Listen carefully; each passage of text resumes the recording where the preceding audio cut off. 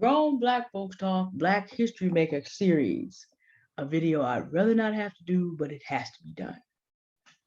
Uh, the beginning of the fall of the Black Lives Matter Global Network Foundation.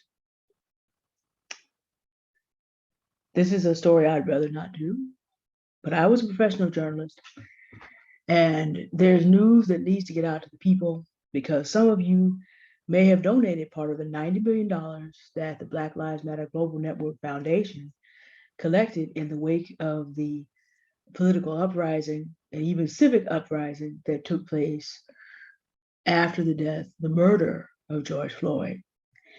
Now, let me make a distinction that's important.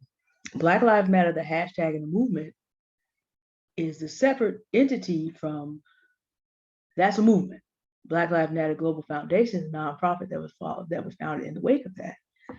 Notably founded by 3 Black women who for a time were very prominent in the news. The most prominent of these is Patrisse Khan-Cullors.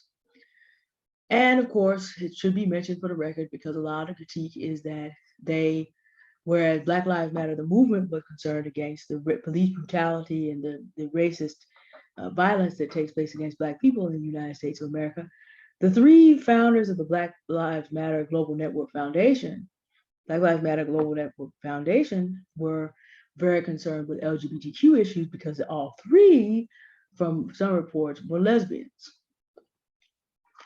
So first we need to make that distinction, okay? So there's that.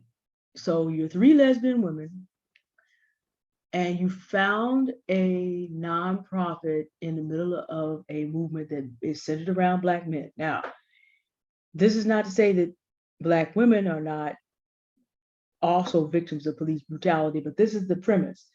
I noted that they did not come out for Breonna, Cornyn, and Sandra as hard because the energy was George Floyd, and people gave $90 million at least to this nonprofit. The problem is Black Lives Matter Global Network Foundation has not filed documents. And the reason we know this is because one of our finest Black female nonprofit professionals, Susan Woods, whose channel and also website I'll put in the chat. This is someone who helps people in the community found their nonprofits and set them up correctly so that they survive. Put a pin there. She began asking the question in 2021, where is the money?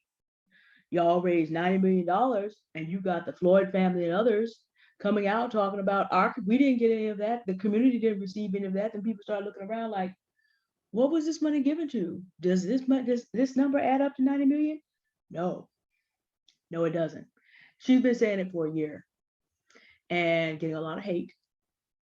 Meanwhile, Black men have been talking about this issue because you can understand, Black men would feel completely disrespected. A movement that was built around the evils that happen to Black men in this country. And again, I'm going to say for the record, we understand that there's Black women who have just been overlooked more or less, but let's just keep the conversation where it is for right now. They would feel disrespected because men live a little bit different than we do. They do. My pastor told me this: men live vicariously much more than women do. When they see Black men succeeding, they feel that as if they were part of it. And when they see Black men suffering, they feel that as if they were part of it. I've talked to people that when they saw what happened to George Floyd for that 9 minutes, they saw every Black man that they know instead of themselves, their faces imposed on that man. The trauma. And then to understand that no Black man or Black boy anywhere benefited in any substantial detail. And I probably should also say no heterosexual Black man anywhere benefited at all for all that raising. Yeah, of course, Black men gonna feel some type of way, but the thing is, they also can't get any traction on this subject. It's one of those things where men can talk about themselves, but at this moment, Black women are not trying to hear it because of other things that are going on in the community.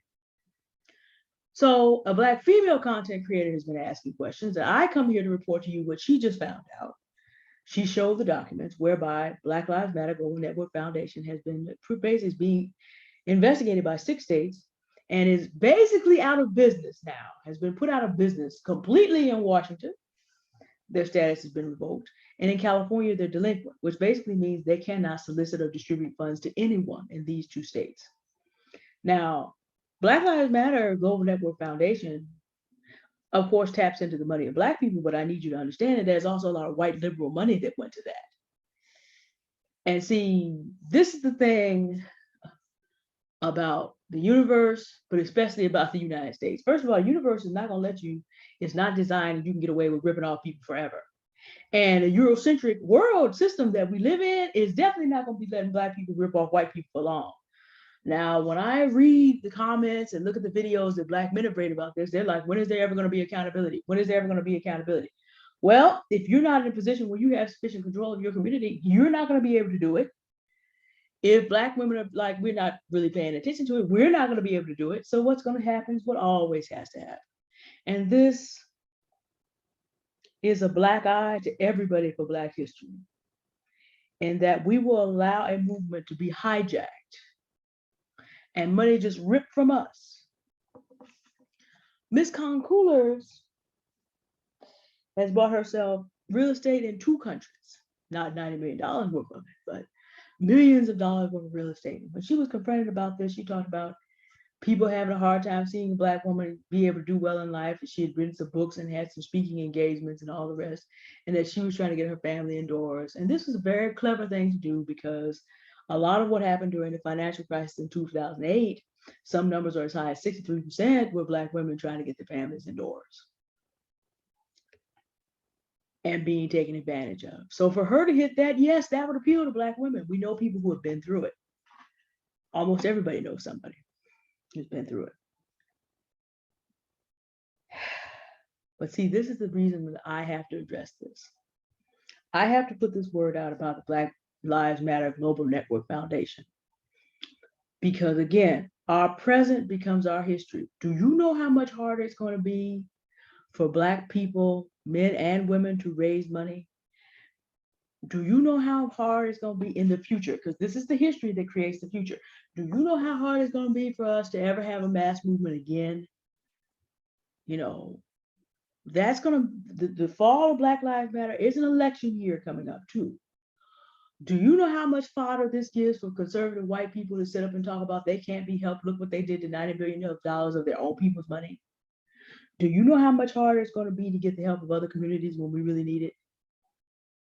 Because this is coming out right now. Do you know how this is going to potentially tip elections in certain states? Because Stacey Abrams is a big, beautiful Black woman like me and like Patrice Coolers. So do you know how much easier it's going to make for conservative white people to link women like me and women like Stacey Abrams to this and keep voters at home and bring voters out who might be indifferent a little bit more, but who will come out because they don't want to see Black people progressing. And now there's evidence that if we do get a position, or even if Black women get to a position of authority, then we're not worth having the job either, which means you can write off the entire race. I'm also putting this out to you to get ready. Right now, Black women are riding high, but the preparations to clip our wings are being made right now. We're going to talk about a lot of other things you can do during the Black Historymaker series. This is why I've been talking about, don't let the factors around what makes Black life harder, because as I talked about on Sunday, the opportunity that you have, if you up on it now, you better take it. Black women are about to have their wings clipped. And I know none of you want to hear that, but that's what's going on. And that's why I'm bringing it to you. Because the present you make today becomes the history that we have to deal with, good, bad, or indifferent. And if you seek not to live up to this responsibility, too bad, so sad. You're going to deal with it anyway. So you make sure that you get out there and do the right thing. But understand, Black female wings are about to be clipped over this. Maybe not a whole lot, but it's going to be an issue after this year. And if Joe Biden is railroaded out of office because Kamala Harris can be associated with this, and the country's feeling about Black women in power turns because this is made big enough, you know, Black women are responsible for burning down our cities. Yeah, this is coming. I'm telling you. It's coming. Because this is going to be a complete mess. State by state by state. Already 6 states, 6 are investigating this. And the way these investigations work, it's going to roll out just before the midterms. That's what's coming. That's what you're going to deal with in 2023. So make the most of 2022. Make the most of 2022 and get ready. This is going to break.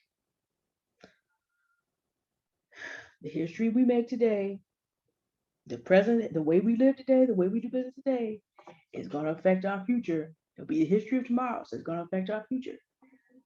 Please cross your T's and dot your I's and check twice. Because your failure to do these things, to proceed honestly, will not just be your failure. We all will pay for this. Let this be the reason that you go make some good history today, because we're going to need some alternative stories in about 6 months. All right, this is one I didn't really want to do, but as of someone who is trained as a professional journalist, and as a Black woman who can, without getting run off the air, it needed to be announced. All right, I've been a little bit grim the last 3 days, but I can only do what I'm called to do. Hopefully, we're going to get on to looking at what I showed you Fiverr, I showed you Upwork, and we've talked about social media. I want to show you a collection of things that have been done. 2 Black men and 2 Black women, because a lot of people would like you to write off the other half of you with 20 plus million people who's the complimentary part.